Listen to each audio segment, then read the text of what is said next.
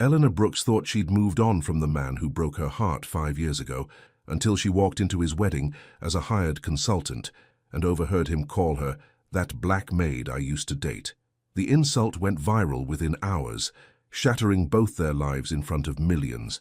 But when his company desperately hired her to save face, Elena had a choice: walk away with her dignity, or stay and watch him crumble under the weight of his own shame. What he didn't know was that she'd become everything he'd thrown away, and now he couldn't stop looking at her like she was the future he'd destroyed.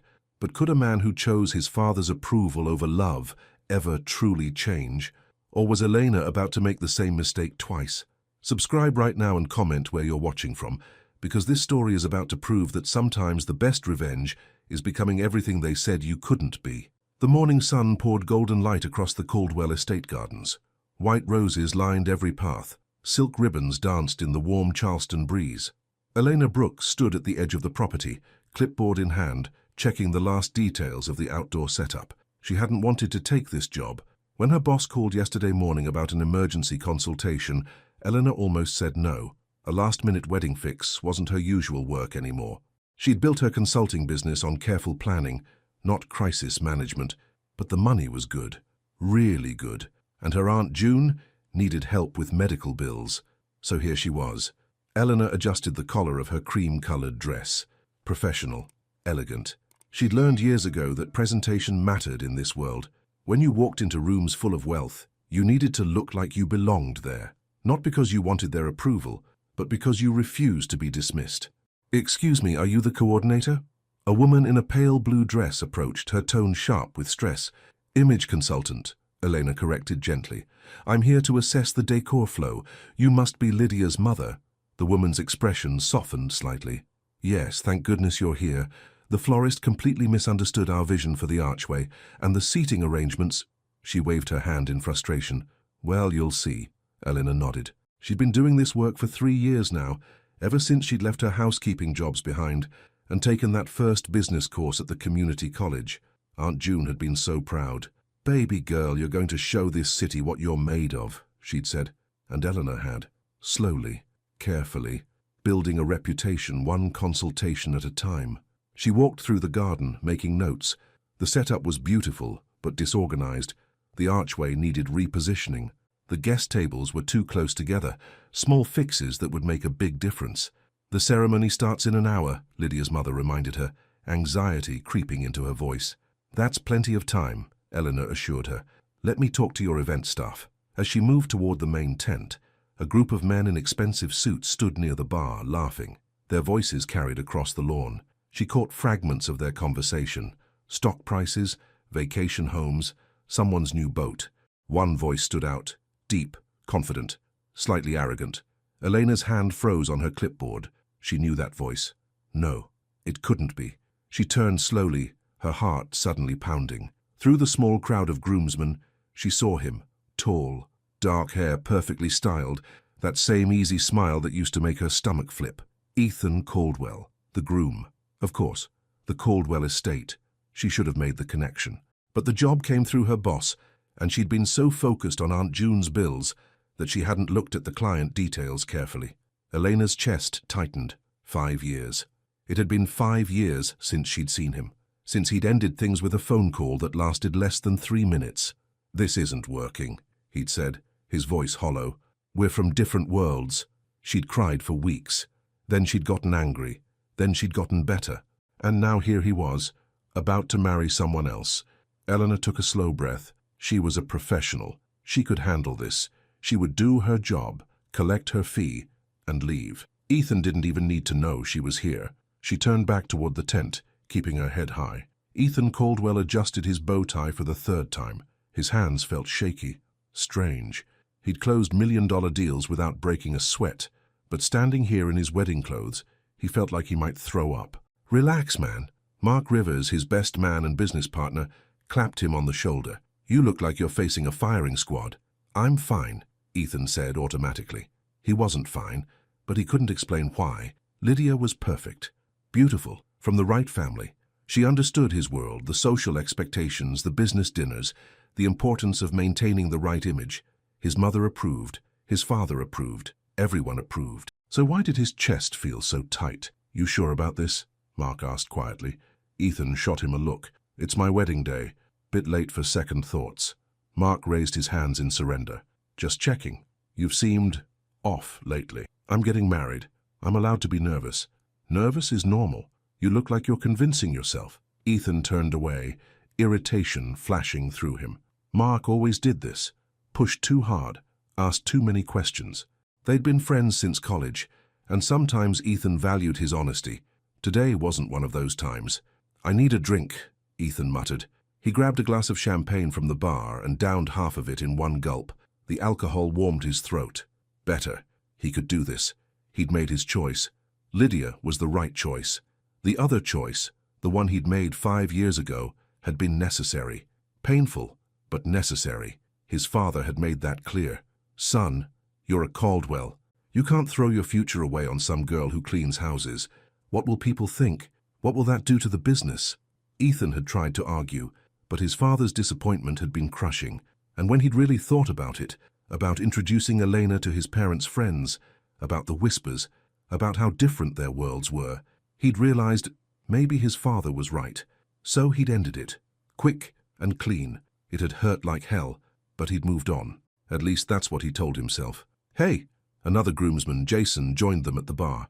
You remember that girl you dated back then? The housekeeper? Ethan's jaw tightened. What about her? Jason laughed, already tipsy. I was just thinking about how different your life would be if you'd stayed with her. Thank God you came to your senses. Mark shifted uncomfortably beside them. Yeah, Ethan said, taking another drink. The champagne was making him feel loose, reckless. That would have been a disaster. Could you imagine? Jason continued, oblivious to Mark's warning look. Bringing her to events? Your dad would have lost it. Something dark unfurled in Ethan's chest. Guilt, maybe, or shame. He didn't want to feel either, so he pushed it down with another gulp of champagne. I'm glad I left that behind, Ethan heard himself say. The words came out harder than he intended. That black maid or whatever. Dodged a bullet there. The moment the words left his mouth, he regretted them. Mark's face went pale. Jason laughed, but it sounded forced, and then Ethan noticed the silence spreading around them. Several nearby guests had turned to stare. A woman in a pink dress covered her mouth, eyes wide. An older couple frowned with disapproval. Ethan, Mark said quietly, that was... Ladies and gentlemen, the wedding coordinator's voice cut through the awkward moment, amplified by the sound system. We have a slight delay. Our image consultant has arrived to make some last-minute adjustments to ensure everything is perfect. Please remain patient. The ceremony will begin shortly. Ethan barely heard her. His brain was stuck on what he'd just said, the ugly words, the casual cruelty. He'd been trying to sound confident. Instead, he sounded like his father. I'm going to check on Lydia, he mumbled, setting down his glass. As he walked toward the bridal tent, he tried to shake off the discomfort settling in his stomach. It was just nerves, pre-wedding jitters. That's all. Everything was fine. Elena worked quickly, directing the event staff to adjust the archway and respace the tables. Her hands moved on autopilot while her mind spun. Ethan was getting married. Of course he was. 5 years was a long time. She'd dated other people too. It hadn't worked out, but she'd tried. She told herself it didn't matter. That chapter of her life was closed. But standing here in his family's garden, surrounded by his world, it brought everything back. The way he'd made her laugh, the way he'd looked at her like she was the most important person in the room, the way he'd promised they could make it work, no matter what anyone said, and then the way he'd thrown it all away. Miss Brooks? One of the event staff approached. The archway is repositioned. Do you want to check it? Yes, thank you. Eleanor followed her to the ceremony space. The archway looked better now, more balanced. The white roses cascaded beautifully, and the silk ribbons caught the light just right. Perfect, Eleanor said. That's exactly what we needed. You have a good eye, the staff member said admiringly. Lydia's lucky you could come on such short notice. Eleanor smiled politely. Lucky. Right. She glanced at her watch. The ceremony would start in 20 minutes. She should finish her assessment and leave before... Eleanor! The voice came from behind her. She'd recognize it anywhere. She turned slowly, gathering every ounce of composure she possessed. Ethan stood 10 feet away, still holding a champagne glass. He looked older, more polished. His suit probably cost more than her car, but his eyes, those familiar brown eyes, looked shocked. Hi, Ethan, she said calmly. His mouth opened, closed, opened again. What are you doing here? I'm the image consultant. Your fiancé's mother hired me to fix the decor issues. She kept her voice professional, distant. I didn't know. He ran a hand through his hair. I had no idea you were... It's fine. I'm almost done.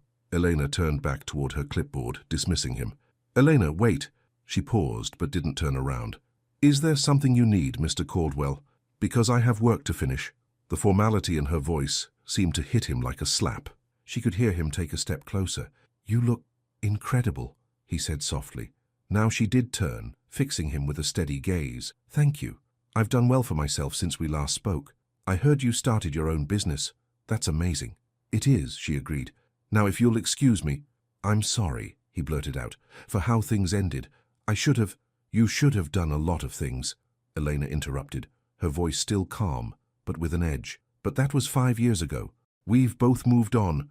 She watched him process her words, saw the guilt flash across his face. Yeah, he said finally. We have. A woman's voice called from the bridal tent. Ethan, where are you? We need pictures. Lydia, his fiancée, the woman he'd chosen instead. Congratulations on your wedding, Eleanor said, her tone perfectly polite.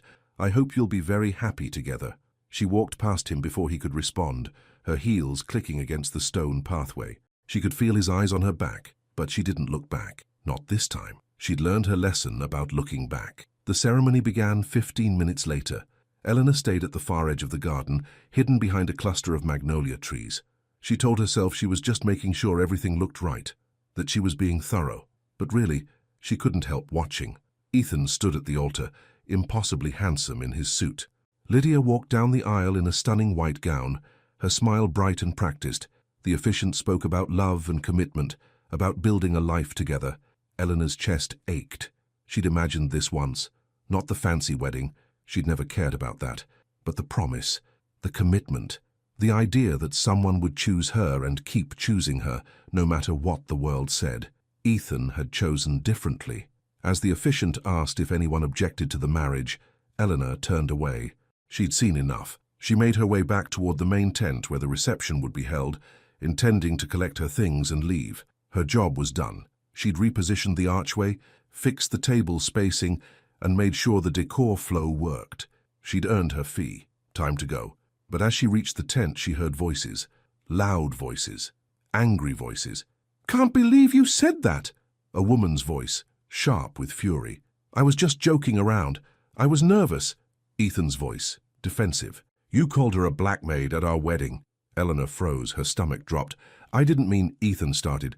It's already online, Ethan. Someone filmed you and posted it with captions. Groom makes racist comment at his own wedding. Do you know what this looks like? Elena's hands went numb. She pulled out her phone with shaking fingers and searched Ethan's name. There it was. A video clip from earlier. Ethan at the bar, champagne in hand, saying those words. The angle made it look even worse than it probably was in person, and the comments below, hundreds of them, were vicious, disgusting, racist trash. Feel sorry for whatever poor woman he was talking about. Eleanor's breathing came short and fast. This couldn't be happening. She'd come here to do a job, to move forward with her life, and now she was part of some viral scandal. Elena? She looked up to find Mark standing nearby, his expression pained. I'm so sorry, he said. He was drunk and stupid. He didn't mean what? Eleanor's voice came out sharper than she intended. Didn't mean to insult me, or didn't mean to get caught? Mark winced. Both, probably, but for what it's worth, I think he's been miserable for years. He never got over you. Well, he hid it well, Elena said bitterly. She shoved her phone back in her purse. I need to leave. Wait. Mark caught her arm gently. Don't let him chase you away. You did nothing wrong. Hold your head high. Elena looked at him, really looked at him. She remembered Mark from years ago. He'd always been kind to her, even when others in Ethan's circle hadn't been. Thank you, she said quietly. She walked back through the garden, past the ceremony space where guests were now taking photos, past the cocktail area where champagne still flowed, past everything that represented Ethan's world. As she reached the parking area, she heard footsteps running behind her. Eleanor, please! She turned to find Ethan jogging toward her, his face flushed. Lydia stood in the distance, watching with her arms crossed. Don't go, Ethan said, slightly out of breath. Let me explain. Explain what? Eleanor's voice was quiet, but firm. "Explain why you said those things. Explain why you're still the same person who was ashamed of me 5 years ago." "I'm not ashamed." "Yes, you are." Elena stepped closer, her eyes meeting his directly. "You were ashamed then, and you're ashamed now. But here's the difference, Ethan. I'm not ashamed anymore. I'm not that scared girl who thought your approval mattered. I built something real, something I'm proud of." "I know," he whispered, "and I'm so sorry." "Your apology is 5 years too late," Elena said, "and frankly, I don't need it." She turned away, her heart pounding. Behind her, she heard Lydia's voice calling Ethan back to the reception. Heard the murmur of guests returning to their celebration. Elena got in her car, started the engine, and drove away from the Caldwell estate. She didn't cry. Not yet. She'd save that for later, alone in her apartment where no one could see, where no one could judge. The reception dinner was a disaster. Ethan could feel the tension in every conversation. Guests whispered behind their hands. His mother's smile looked frozen in place. His father kept checking his phone, his expression growing darker with each passing minute. Lydia sat beside him, barely touching her food. Her mother hovered nearby, damage control written all over her face. "We need to make a statement," Lydia said quietly. "Something that explains what happened." "What happened is I was an idiot," Ethan muttered. "That's not helpful." Lydia's voice was cold. "Do you know how many people have already called my mother? How many messages I've gotten from friends asking if I know about your ex-girlfriend, the maid?" Ethan set down his fork. "She wasn't a maid. She was a housekeeper, and then she became so much more than that." "Oh, now you defend her." Lydia's eyes flashed. "After what you said at the bar?" "I know. I screwed up." "You humiliated me. You humiliated your family, and you humiliated her." Lydia's voice cracked slightly. "On our wedding day, Ethan." She stood abruptly, her chair scraping against the floor. Several guests turned to look. Lydia's mother rushed over, placing a calming hand on her daughter's shoulder. "I need a moment," Lydia said, her voice tight. She walked toward the house, her mother following. Ethan sat alone at the head table, acutely aware of every eye on him. His phone buzzed. A text from his father. "My office. Now." Ethan excused himself and walked through the garden to his father's study in the main house. Mr. Caldwell sat behind his desk, his face stern. "Sit down," he commanded. Ethan sat. "Do you have any idea what you've done?" His father's voice was dangerously quiet. "Our family name is trending online for all the wrong reasons. I've had 3 business partners call me today asking about this scandal." I apologized. "To whom? To Lydia, to your guests, or to the woman you insulted?" His father leaned forward. "Because from where I'm sitting, you've managed to destroy your wedding day and potentially damage business relationships that took decades to build." "I'll fix it," Ethan said weakly. "How? By giving some half-hearted interview? By pretending you're not the spoiled child who thinks he can say whatever he wants because of our family name?" The words stung because they were partly true. Ethan had grown up with privilege. He'd taken it for granted, and now it was biting him hard. "Elena didn't deserve that," Ethan said quietly. "I was wrong." His father's expression didn't soften. "You were wrong to date her in the first place. I told you then it wouldn't work. People like her and people like us, we don't mix." "People like her." Ethan felt anger rising in his chest.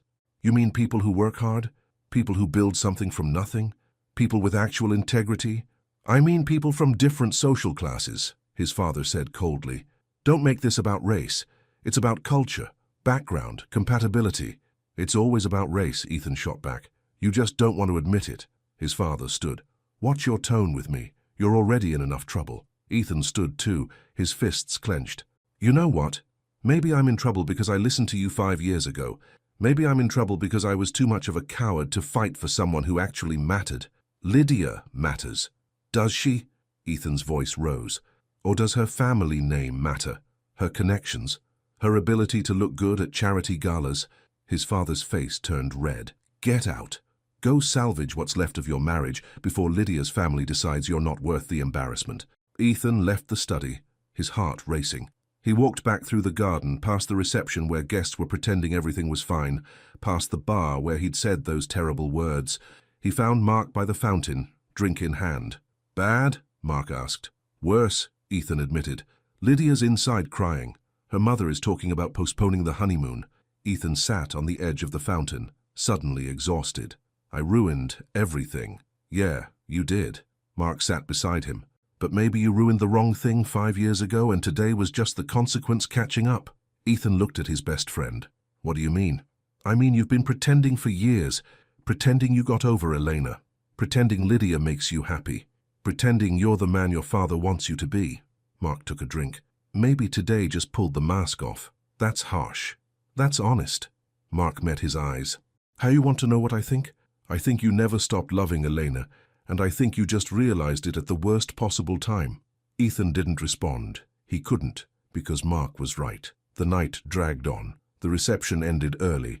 Guests left with awkward goodbyes. Lydia refused to speak to him. His mother looked devastated. His father looked furious. And Ethan stood in the empty garden, alone, knowing he'd destroyed not one but 2 relationships in a single day. His phone buzzed. Another notification. Another comment on the viral video.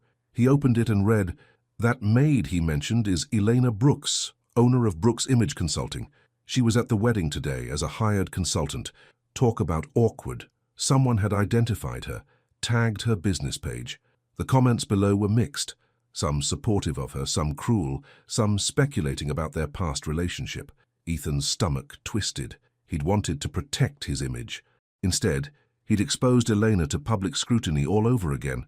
He thought about texting her, calling her, apologizing properly. But what would he even say? I'm sorry I was a coward 5 years ago. I'm sorry I said terrible things today. I'm sorry I never stopped thinking about you. None of it would be enough. Nothing would be enough. Ethan walked back to the house, his wedding day ending not with joy, but with the bitter taste of regret. And somewhere across the city, Elena Brooks sat in her small apartment, holding her Aunt June's hand, trying not to cry, trying to believe that tomorrow would be better, trying to forget the look on Ethan's face when he'd seen her in the garden. Because forgetting was easier than hoping, and hoping had already hurt her enough. Eleanor woke up the next morning to 73 missed calls. Her phone had been buzzing all night. She'd turned off the sound around midnight, too exhausted to deal with any more notifications. But now, in the grey morning light, she forced herself to look. Messages from old friends, emails from potential clients, voicemails from reporters asking for interviews. Her business social media accounts had hundreds of new followers, and just as many hateful comments. Gold digger, attention seeker. She probably planned this whole thing. Eleanor set down her phone, her hands trembling. This was a nightmare, a public nightmare she couldn't escape. "Baby girl," Aunt June's voice came from the doorway. Her aunt stood there in her worn bathrobe, concern etched across her face. "You okay?" "No," Elena whispered. "I'm really not." Aunt June crossed the room and pulled Elena into a hug. She smelled like lavender soap and coffee. Safe, familiar. "That boy's got the whole internet talking," Aunt June said, rubbing Elena's back. "But you didn't do anything wrong. You hear me? Not a single thing." "It doesn't matter," Elena said, her voice muffled against her aunt's shoulder. "Everyone thinks I'm part of some scandal. My business, your business is built on your talent and your reputation. One viral video doesn't change that." Elena pulled back, wiping her eyes. 3 clients already cancelled this morning. I saw the emails." Aunt June's expression hardened. "Then they weren't worth your time anyway. People who judge you based on some rich boy's mistakes, you don't need them."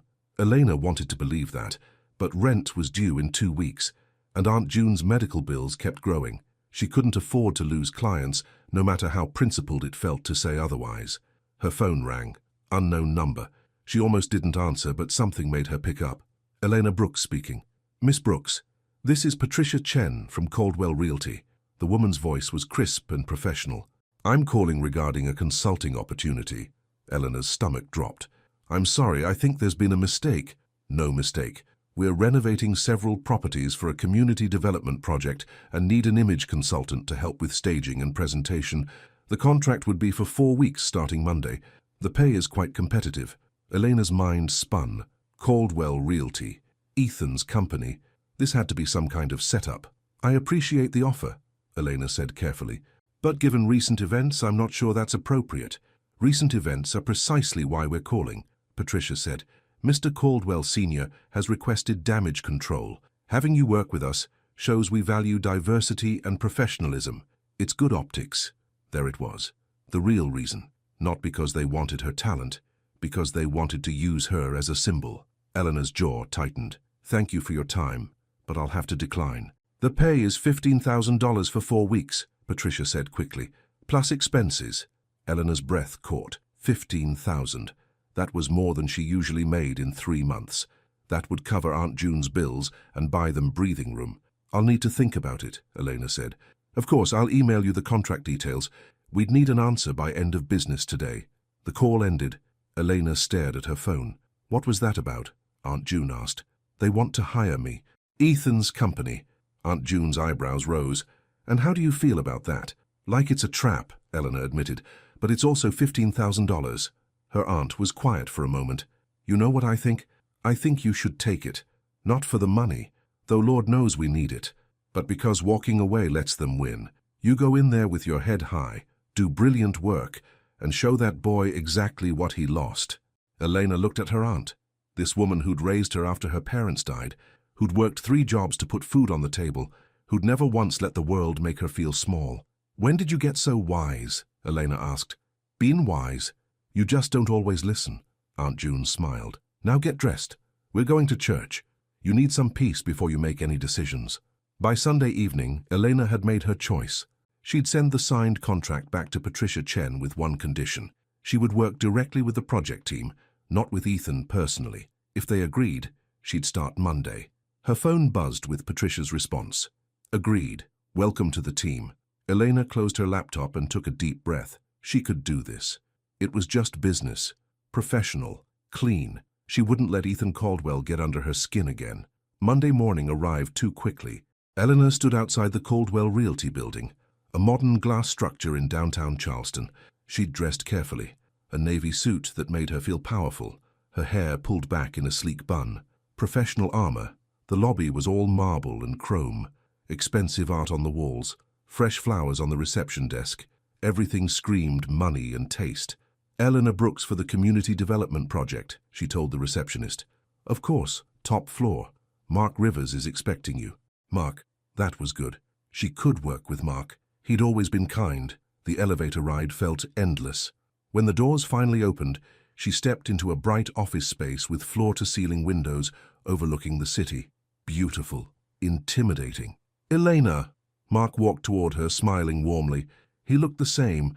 Sandy hair, friendly eyes, expensive but understated suit. It's good to see you, he said, shaking her hand. Really good. I'm glad you accepted. Thank you for having me. Elena kept her voice professional. Let me show you around. Mark led her through the office. Conference rooms here, break room there. Your office will be... My office? Elena interrupted. Well, yeah, you'll need a workspace.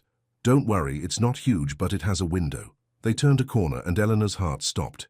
Ethan stood by the coffee machine, mid-conversation with another employee. He looked tired. His shirt sleeves were rolled up and his tie was slightly loose. When he saw her, his face went pale. Eleanor, he breathed. Mr. Caldwell, she said coolly. The other employee looked between them, clearly sensing tension, and quickly excused himself. Mark cleared his throat.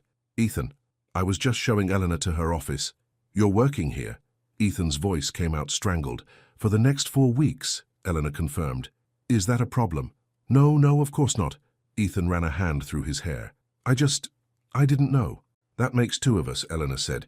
Your company called me. I assumed you knew. It was my father's idea, Ethan admitted. Damage control after the wedding. Of course.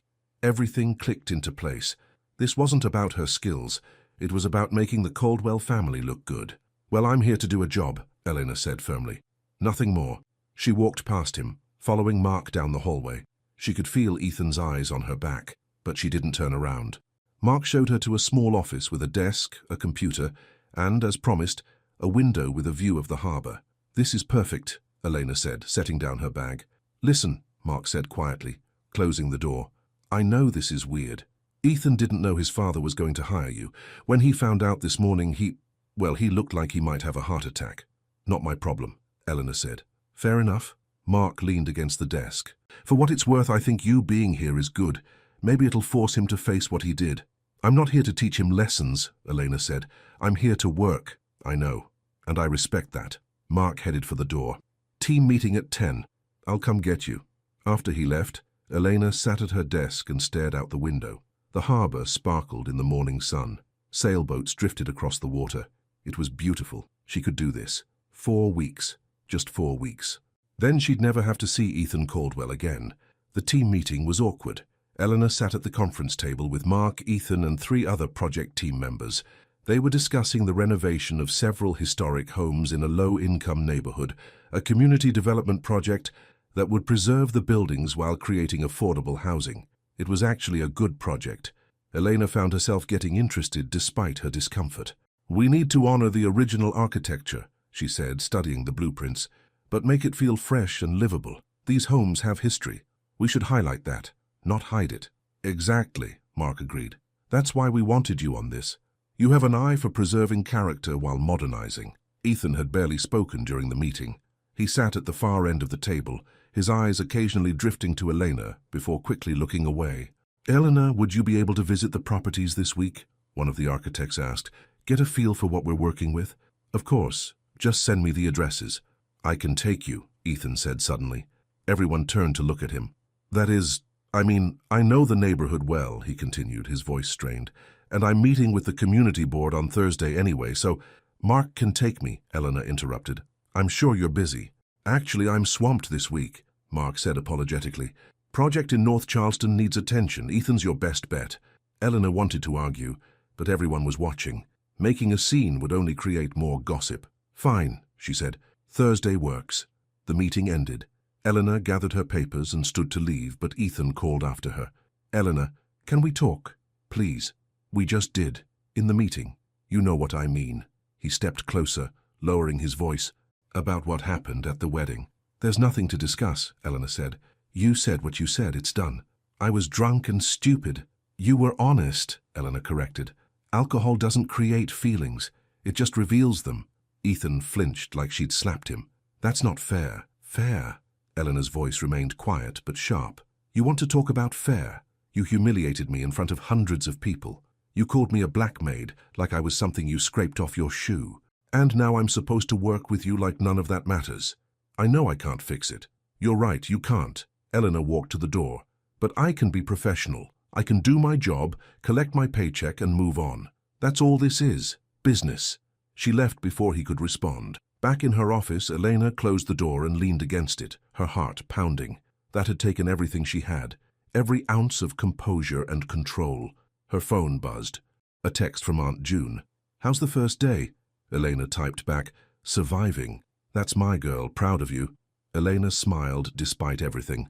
Aunt June always knew exactly what to say. The week crawled by.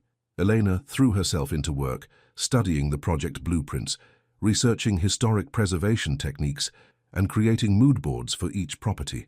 The work was interesting, exactly the kind of challenge she loved. But the office gossip was relentless.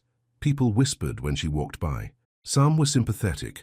Others seemed to think she'd orchestrated the whole scandal for attention. Several times she caught employees quickly closing their phones when she approached, obviously reading about the viral video.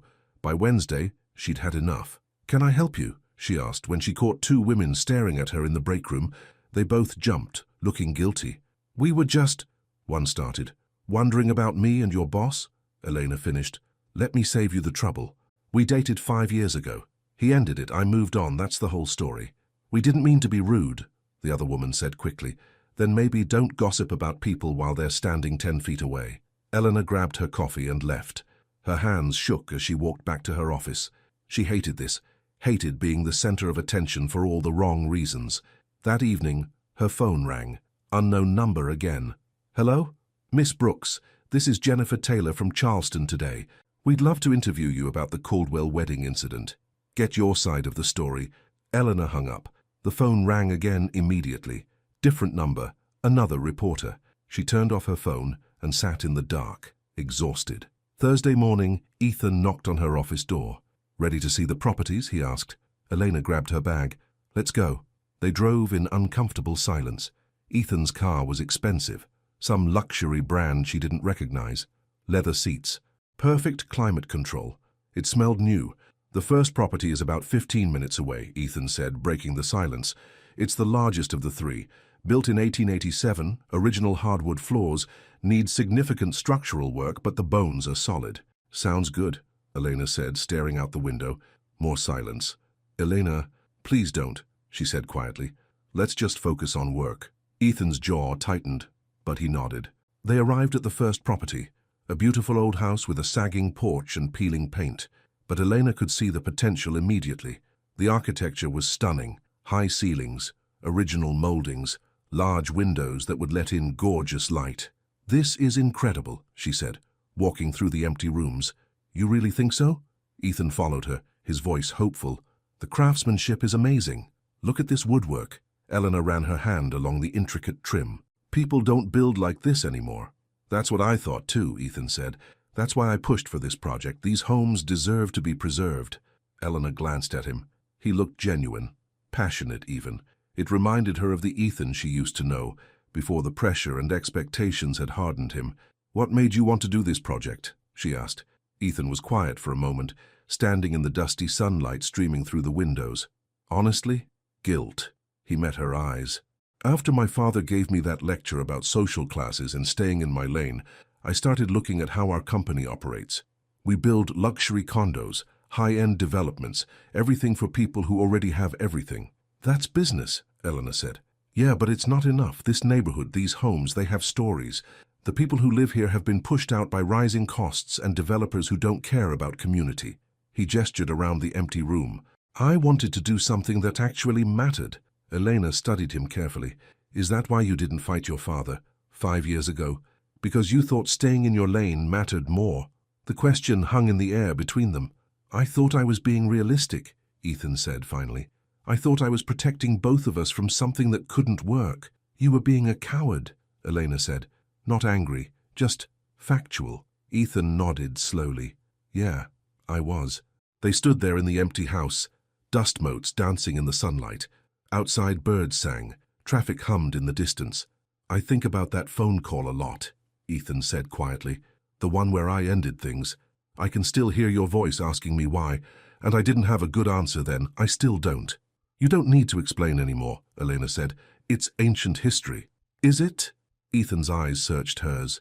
"Because standing here with you, it doesn't feel ancient. It feels like yesterday." Elena's breath caught. For a moment, just a moment, she felt it too, the connection they used to have, the ease, the understanding. Then her phone buzzed, breaking the spell. A text from Mark. "How's the site visit going?" "We should see the other properties," Elena said, stepping away, "before it gets dark."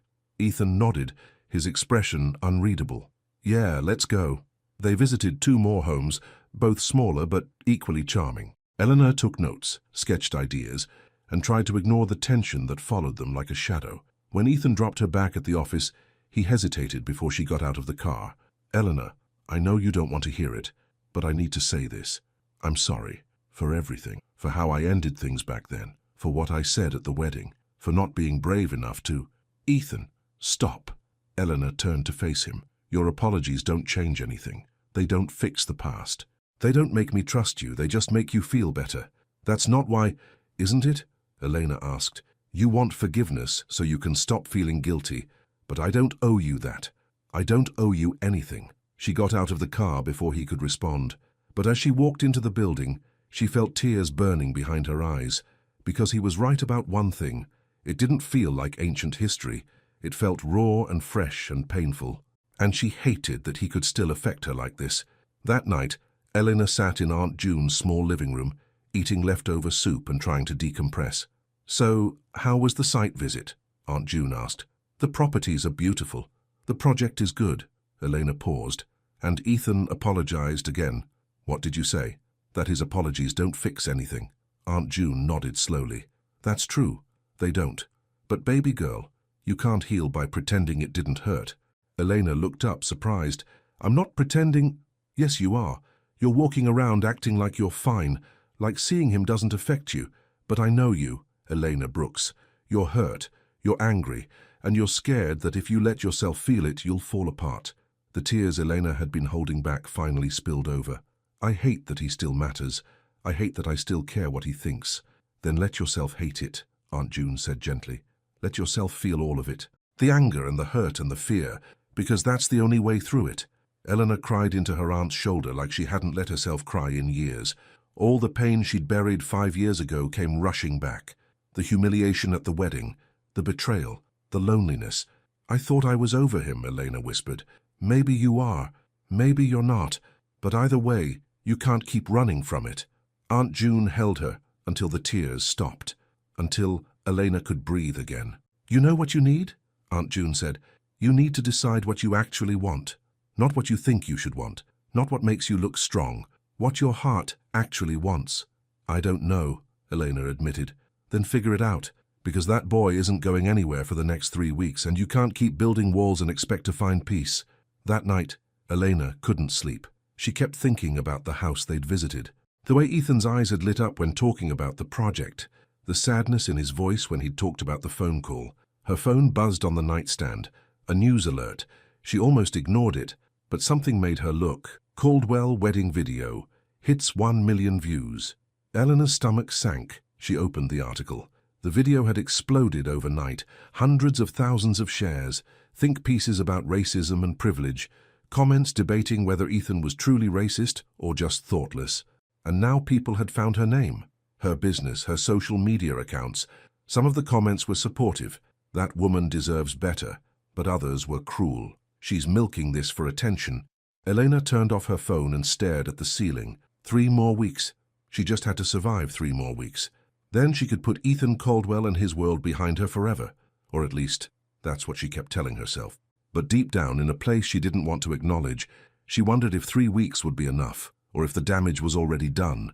If maybe, despite everything, despite all the hurt and anger and betrayal, maybe she'd never really let him go at all. Friday morning, Elena woke up to her phone exploding with notifications. She'd made the mistake of turning it back on. Now she regretted it. The video had gone completely viral, but that wasn't the worst part. The worst part was the interview. Lydia Hart speaks out. I was blindsided by my fiancé's secret past. Elena's hands shook as she read the article. Lydia had given a full interview to Charleston Today, complete with professionally shot photos. She looked beautiful and wounded, the perfect victim. I had no idea about this woman from Ethan's past, Lydia was quoted saying. When she showed up at our wedding, I felt ambushed. The whole thing was humiliating. And now I'm questioning everything I thought I knew about the man I was supposed to marry. The article painted Elena as a troublemaker, someone who deliberately crashed the wedding to cause drama. The comments section was vicious. She obviously wanted revenge. Gold digger trying to ruin his life. Poor Lydia. She deserves better. Elena felt sick.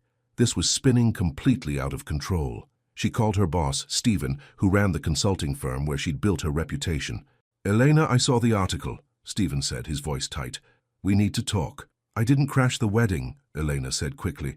You sent me there. It was a legitimate job. I know that, but perception matters in this business. 3 more clients have pulled out.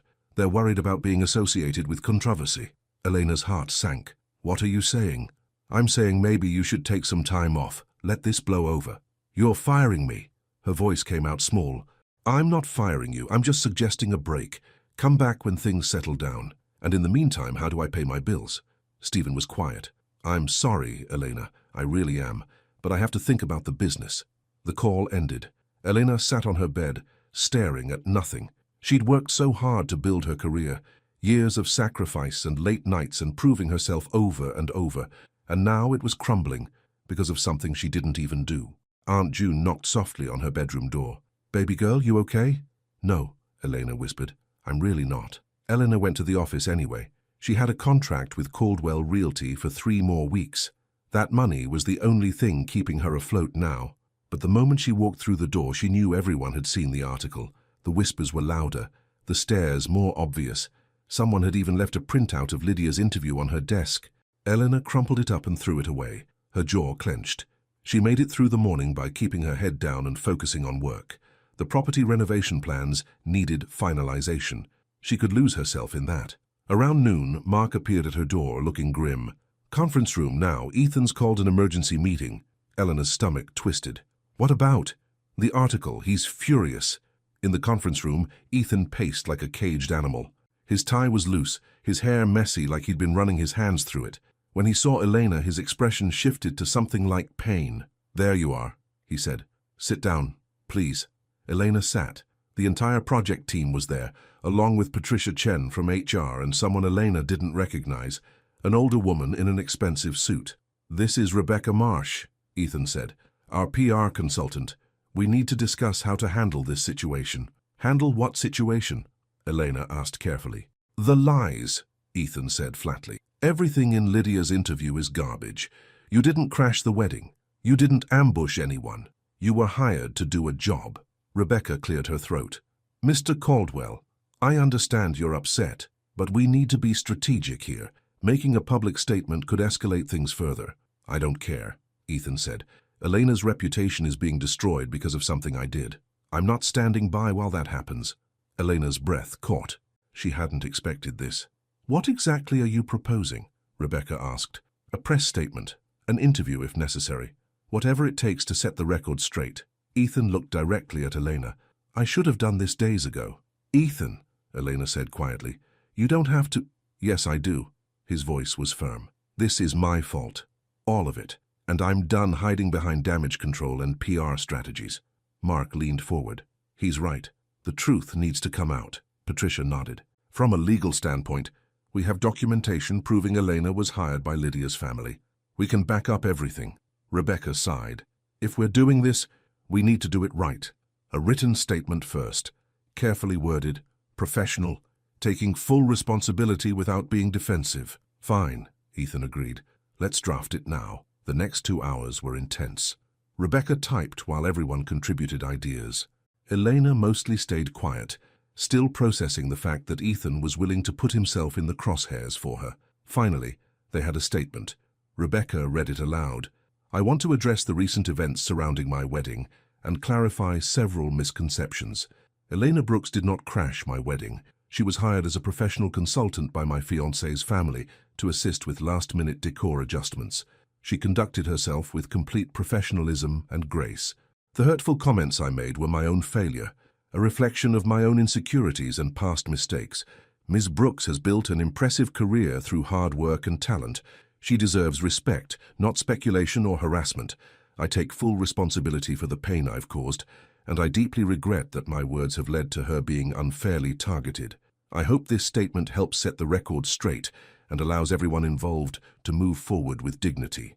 Ethan Caldwell. The room was silent for a moment. It's good, Mark said finally. Honest without being dramatic. Elena? Ethan looked at her. Does this work for you? She read it again, her throat tight. It was more than she'd expected, more than she thought he'd be willing to say. It's good, she managed. Then let's release it, Ethan said. Rebecca sent the statement to several news outlets. Within an hour, it was live on social media and being picked up by local news sites. Elena watched the responses roll in from her office. The public reaction was mixed but shifting in her favor. Finally, some honesty. Good for him for owning up. She handled this with so much class. Her phone rang. Stephen, her boss. Elena, I saw Caldwell's statement. Listen, about what I said earlier. I'm on leave, remember? Elena said coolly. Per your suggestion. We could reconsider that. If you wanted to come back, I'll think about it, Elena said. Then she hung up. She felt a fierce satisfaction. Stephen had abandoned her when things got hard. She wouldn't forget that easily. Another knock on her door. Ethan stood there, looking exhausted but relieved. Can I come in? Elena nodded. He sat across from her desk, and for a moment they just looked at each other. Thank you, Elena said quietly, for the statement. You don't need to thank me. It was the bare minimum. Ethan ran a hand over his face. I should have done it days ago. I was just scared, Elena finished. Yeah, scared of making it worse. Scared of what my family would say. Scared of... He trailed off. Of what? Of admitting how badly I screwed up. 5 years ago and now. His voice was raw. Every time I see you, Elena, I'm reminded of every mistake I've made, every cowardly choice. Elena's chest tightened. Ethan, I know you don't want to hear this, but I need to say it anyway. He leaned forward. Breaking up with you was the biggest mistake of my life. Not because of timing or circumstances, but because I let fear make my choices. I let my father's voice in my head drown out everything else, including my own heart. Eleanor looked down at her hands. We can't change the past. I know, but maybe we can change what happens next. She met his eyes. What does that mean? It means I want to be better. Not just say it, but prove it. Ethan's voice was steady now. Starting with this project, these houses, this community, it matters, and I want to do it right with you. Elena studied him carefully.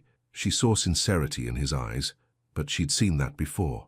I need time, she said finally. To figure out if I can trust you again. I understand. Ethan stood.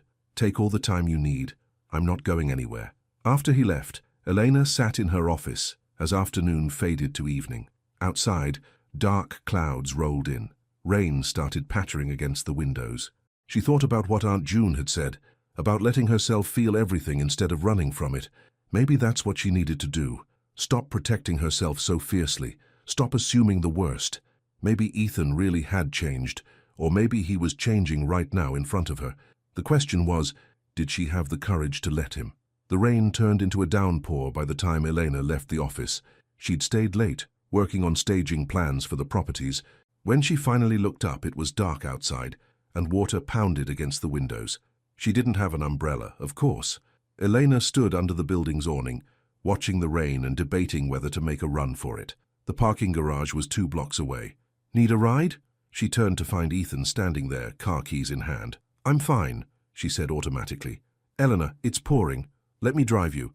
I can walk, please? Something in his voice made her look at him. He looked vulnerable, hopeful. Let me do this one small thing. She hesitated, then nodded. Okay. They ran to his car, getting soaked despite the short distance.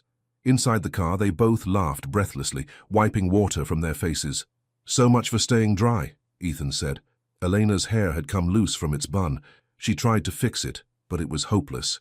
I look like a drowned cat. You look beautiful, Ethan said quietly. The words hung in the air between them. Elena's heart beat faster. Where am I taking you? Ethan asked, starting the car. Home, I can give you the address. I remember where you live. Elena blinked in surprise. How? I drove past your apartment once, Ethan admitted. About a year after we broke up. I don't know why, I needed to know you were okay. That's kind of creepy, Elena said, but there was no bite in her voice. Yeah, it was. I sat in my car for 20 minutes feeling like an idiot, then drove away.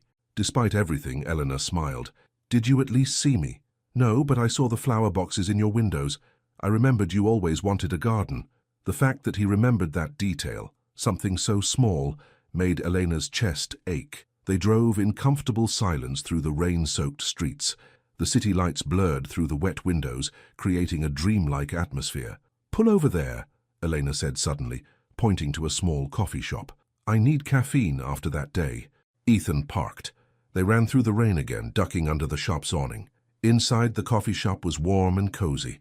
Only a few other customers sat at scattered tables. Soft jazz played through the speakers. It smelled like espresso and cinnamon. My treat, Ethan said, approaching the counter. Eleanor ordered a latte. Ethan got black coffee. They found a corner table by the window, watching the rain stream down the glass. This place is nice, Ethan said. How'd you know about it? Aunt June and I come here sometimes after church on Sundays. Elena wrapped her hands around her warm cup. It's quiet, peaceful. How is your aunt? I always liked her. She's good, stubborn as ever. Elena smiled. She asks about you sometimes. Ethan looked surprised. She does? She says she's praying for your soul. Elena's smile widened at his expression. She thinks you have potential. You just need better guidance. She's not wrong. Ethan took a sip of his coffee. My guidance has been pretty terrible. They fell into easy conversation. Nothing heavy, just small talk about the coffee shop, the rain, funny things that had happened at work. For the first time in weeks, Elena felt herself relaxing around him. Remember that time we got caught in the rain at the botanical gardens? Ethan said suddenly. Elena laughed. Oh God, we were soaked, and you tried to cover us with that tiny newspaper. It worked for about 5 seconds. We looked ridiculous. We looked happy, Ethan said softly. The mood shifted. Elena looked at him across the small table. Really looked at him. She saw the boy she'd fallen in love with 5 years ago, but also someone new, someone who'd been through pain and was trying to grow from it. Why did you really end things? Elena asked. The real reason, not the excuse you gave on the phone. Ethan was quiet for a long moment. My father called me into his office, said he'd heard I was serious about that cleaning girl. He told me I was embarrassing the family, that people were talking, that if I wanted to be taken seriously in business, I needed to be with someone from the right background. And you believed him. I believed that he might be right about the world being cruel, about us facing too many obstacles. Ethan's voice was tight with emotion, but mostly I was terrified of disappointing him, of being cut off from the family, of losing everything I'd worked for. So you chose safety over love, Elena said. Yes, and I regretted it every single day since. Elena felt tears prick her eyes. Then why did you get engaged to Lydia? Why repeat the same pattern? Because I was still choosing safety, still trying to please my father, still being a coward. Ethan reached across the table but stopped short of touching her hand. Until I saw you walk into that garden. And everything I'd been running from caught up with me all at once. That must have been quite a shock, Elena said, a hint of humor in her voice.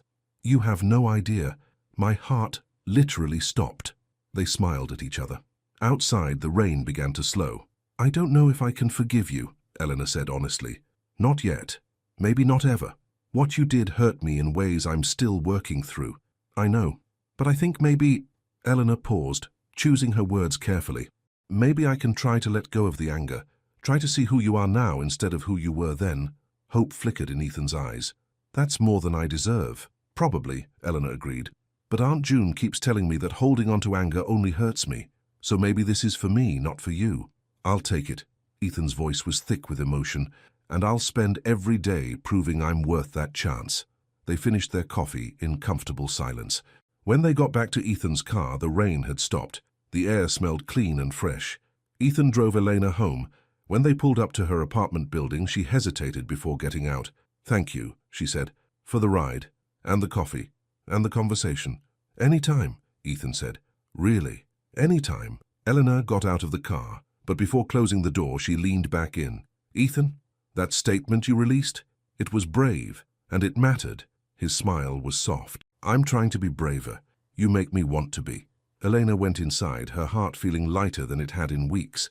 Maybe this was what healing looked like. Not forgetting the past, but deciding it didn't have to define the future. Over the next week, something shifted between Elena and Ethan. They worked closely on the renovation project, visiting the properties almost daily. Elena designed staging concepts while Ethan handled the construction logistics. They made a good team. More than that, they became friends again. Not like before. This was different, more careful, more honest. They took lunch breaks together, talked about books and music, shared stories about work. Slowly, piece by piece, they rebuilt something that felt almost like trust. The media attention died down. Lydia gave one more interview where she announced the wedding was officially called off, then disappeared from public view. The viral video became old news, replaced by newer scandals. Helena's business slowly recovered. A few clients came back. New ones reached out, impressed by how she'd handled the controversy with dignity. Everything was starting to feel normal again, until Ethan's father showed up. Elena was at the largest property, taking measurements for furniture placement, when she heard raised voices from outside. She looked through the window. A silver Mercedes had pulled up. An older man got out, tall, grey-haired, expensive suit. He looked like an older version of Ethan, Mr. Caldwell. Elena's stomach tightened. She'd never officially met Ethan's father, but she recognized him from photos. This was the man who'd convinced Ethan to leave her 5 years ago. She watched as Mr. Caldwell approached Ethan, who was talking with contractors by the front porch. Even from a distance, she could see tension in Ethan's posture. Elena moved closer to the window, trying to hear.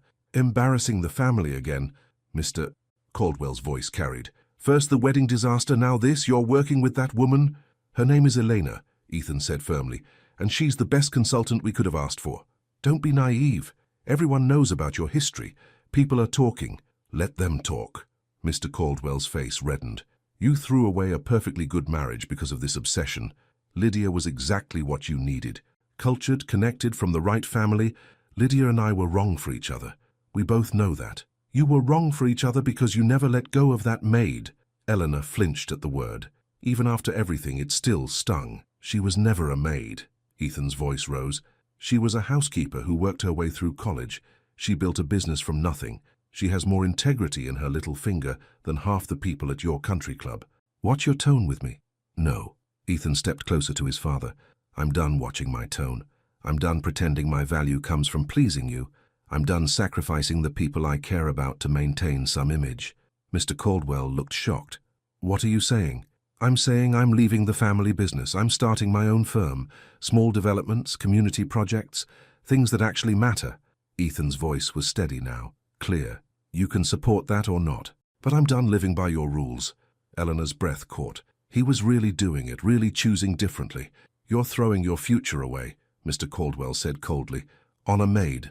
I'm building my future, and if Eleanor will let me, I'd like her to be part of it. Ethan's voice softened, not because of what she does or where she comes from, but because she's the best person I know, and I was an idiot to ever let her go. Silence stretched between father and son. Then Mr. Caldwell turned and walked back to his car without another word. The Mercedes pulled away, leaving Ethan standing alone in the yard. Elena's hands trembled. She hadn't meant to eavesdrop, but now she'd heard everything. She stepped away from the window, her mind spinning. Ethan had just walked away from his family business. For this project, for his own path, for her. No, not for her, for himself, but still. The door opened. Ethan walked in, looking shaken. When he saw Elena, he froze. "How much did you hear?" he asked quietly. "Enough," Elena admitted. They stood there, the empty house echoing around them. "I meant what I said," Ethan told her. "Every word." "Ethan, you can't just blow up your life." "I'm not blowing it up. I'm finally building it the way I should have from the start." He crossed the room to stand in front of her. "I'm not doing this for you, Elena. I'm doing it for me. Because I can't be the person I want to be while living someone else's version of my life." Eleanor searched his face. "What if it doesn't work? What if you regret it?" "Then I regret it. But at least I'll regret trying instead of never trying at all." She understood that. God, did she understand that. "Your father called me a maid," she said quietly. "Just like you did at the wedding." Ethan's face crumpled with shame. "Eleanor, but unlike you, he meant it as an insult. You were just scared and stupid."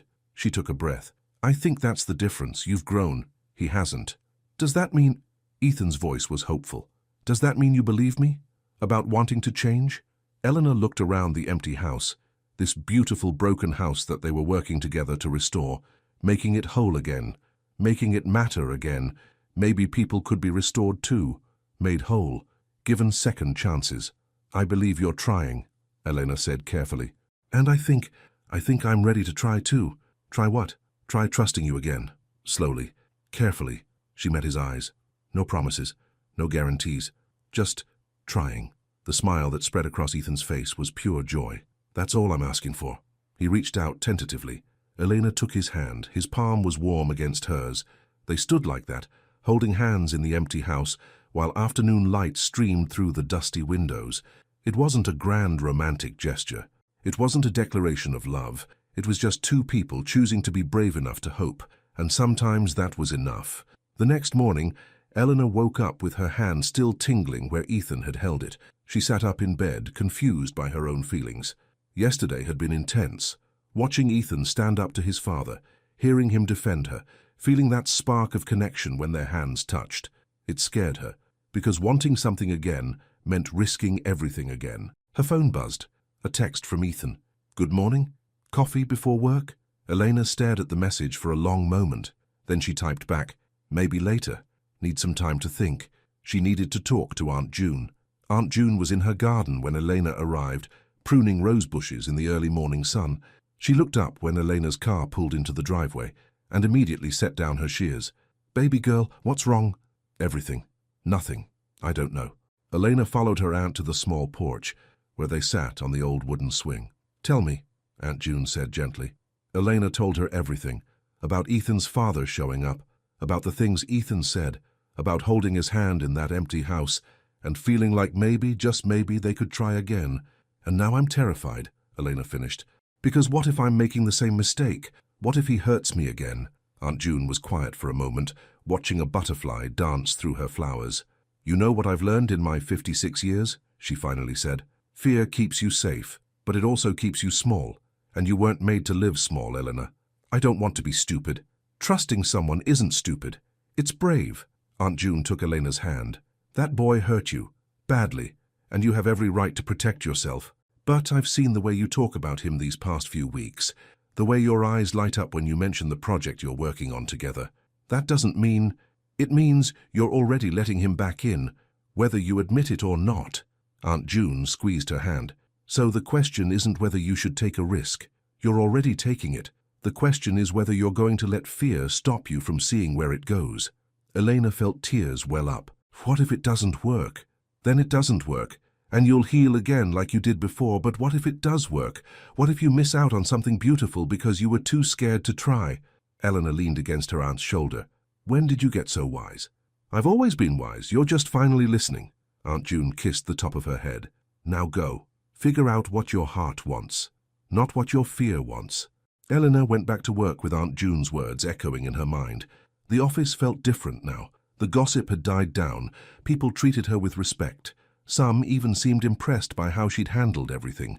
She worked through the morning, finalizing staging plans for the 3 properties. The designs were coming together beautifully. She felt proud of this project. It mattered. Around noon, Mark knocked on her door. Got a minute? He asked. Sure. Come in. Mark sat across from her desk, looking serious. I wanted to give you a heads up. Ethan's planning something big. He's having lunch with his parents today, at the Charleston Club. Elena's stomach tightened. Why are you telling me? Because I think he's going to make a public break with his father, and I thought you should know. Mark paused. He's doing this for himself, but also for you, and I wanted you to understand what that means. What does it mean? It means he's choosing you over everything his father represents. Money, status, the family legacy. Mark's expression was gentle. That's not something Ethan takes lightly. After Mark left, Eleanor couldn't focus on work. She kept checking the time.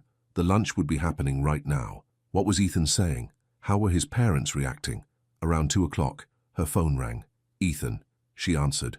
Hello? It's done. His voice sounded shaky but relieved. I told them, in front of half of Charleston's social elite, that I'm leaving the company, starting my own firm, living my own life. How did they react? My father stormed out. My mother looked like I'd slapped her. But you know what? I don't care. For the first time in my life, I don't care what they think. Elena's chest tightened with emotion. Ethan, I need to see you, he said quickly. Can I come by later, after work? I'm at Aunt June's. Come here. Ethan arrived at Aunt June's house just before sunset. He looked exhausted, but somehow lighter, like a weight had been lifted. Aunt June answered the door, looked him up and down, and said, Well, you look like you've been through it. Yes, ma'am, I have. Elena's in the garden, fixing that broken gate you helped with last time. Aunt June's eyes softened slightly. You did good today, son. Standing up for yourself. Thank you, Ethan said quietly. He found Elena in the backyard, working on the old wooden gate that led to the vegetable garden. She wore jeans and an old t-shirt, her hair pulled back in a messy ponytail. She looked beautiful. Need help? He asked.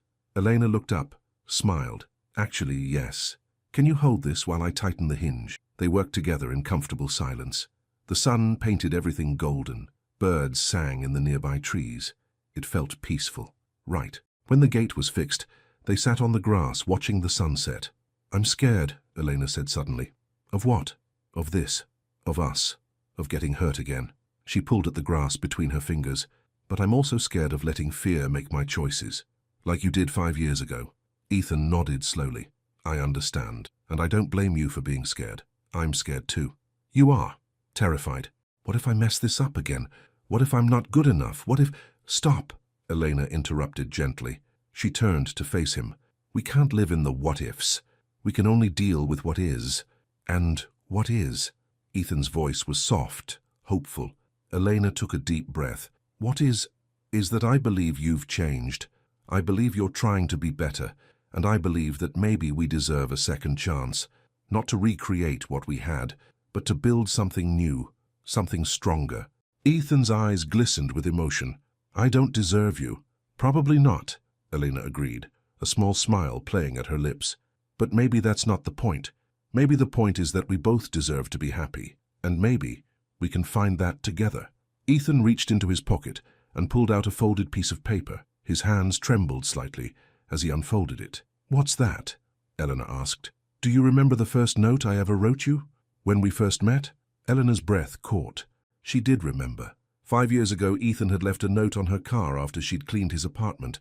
It had said something silly about her forgetting her water bottle, but it made her smile. I kept it, Ethan said quietly, and I wrote a new one, to replace it. He handed her the paper. Eleanor read it, tears blurring her vision.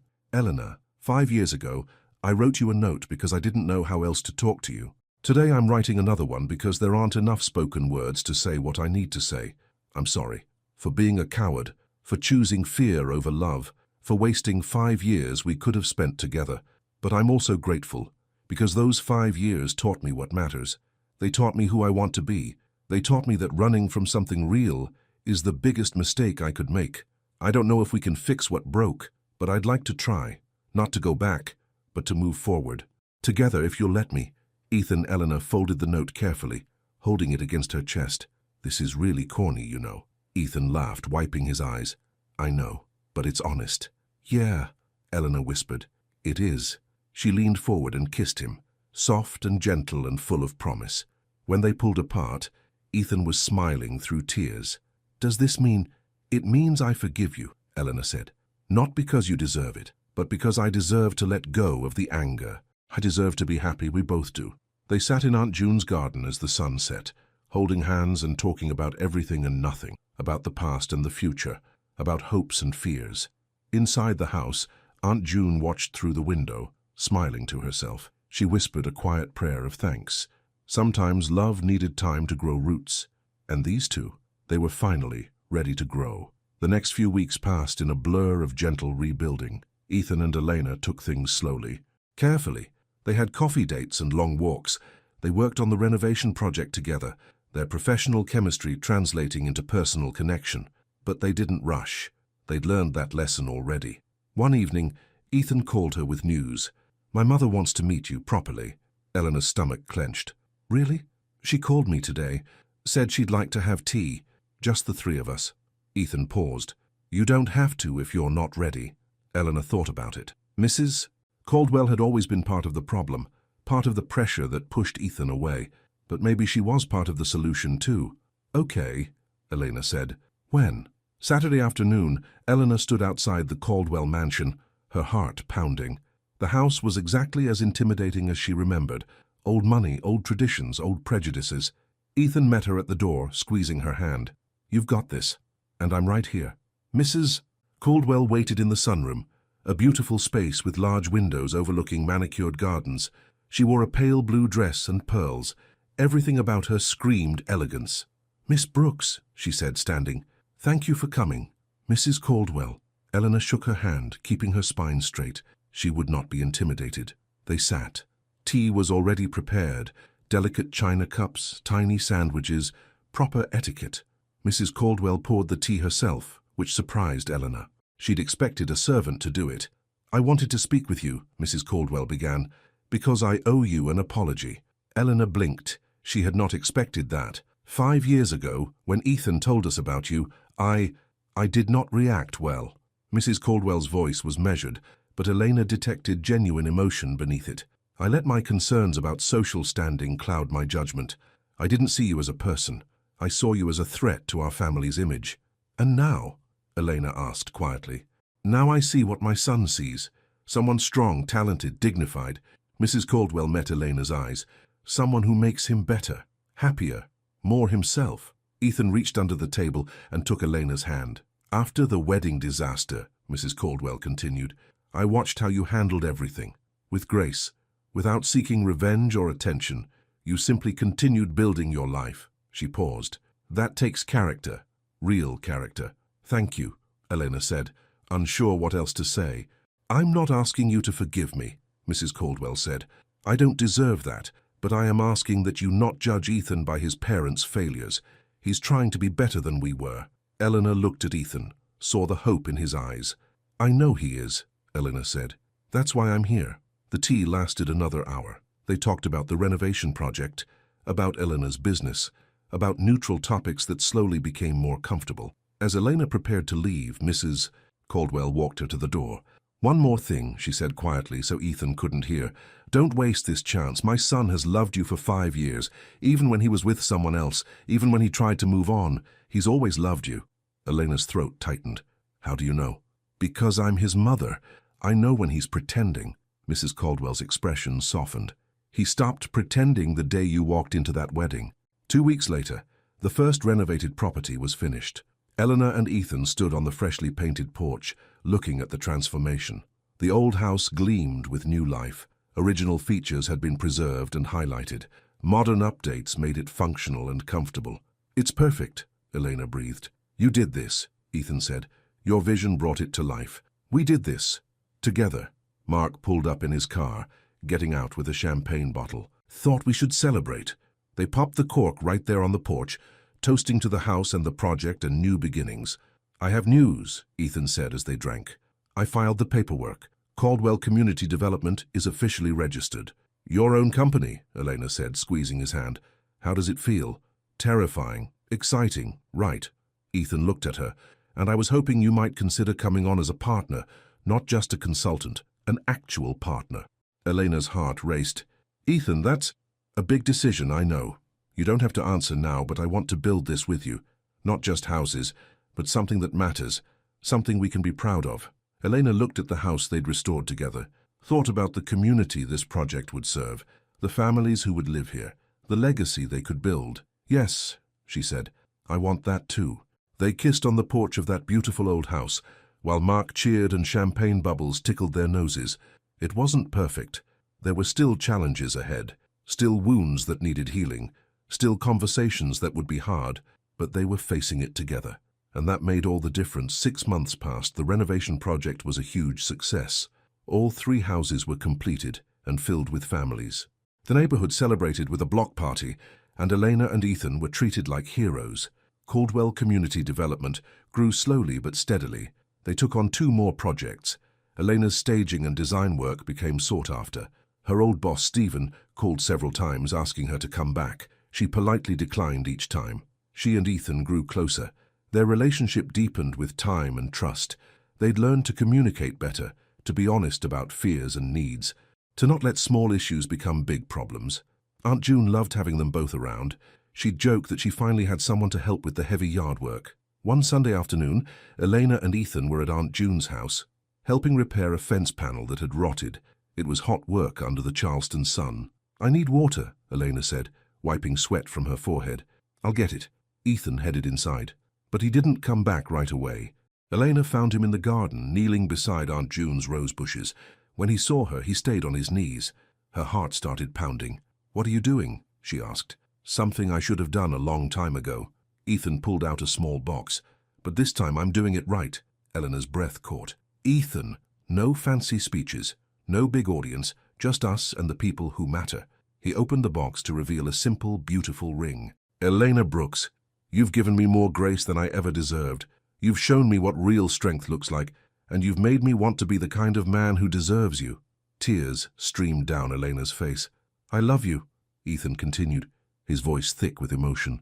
I've loved you for 5 years, and I want to spend the rest of my life proving that love to you every single day. Will you marry me? Through the kitchen window, Aunt June watched, her hand over her mouth. Elena looked at Ethan. This man who'd hurt her learned from it and grown into someone better, someone honest, someone brave enough to fight for what mattered. Yes, she whispered.